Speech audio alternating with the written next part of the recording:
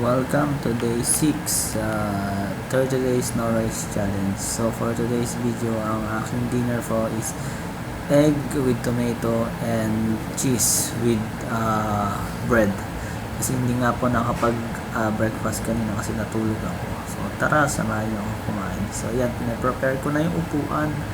Ready na ako sa bakbakan. So nilagay ko na yung bread sa ibabaw.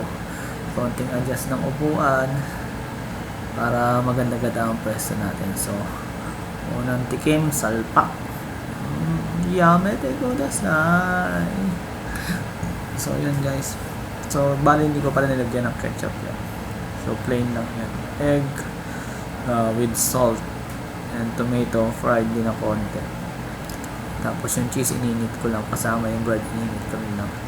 So far guys, okay naman po yung nagiging outcome ng aking 6 days of no rice challenge. So pag nagtuloy-tuloy ito at mas umokay lalo, so itutuloy-tuloy ko na to. So pwede na ako tawagin Mr. No Rice. So tara, kain lang tayo guys. Enjoy nyo lang lagi yung pagkain. Huwag kayo magpapagutom. Try nyo rin mag-fasting para alam nyo ba, kasi pag nagpa-fasting tayo, nag-heal yung katawan natin. So that's it for today's guys. So maraming salamat. Follow for more video.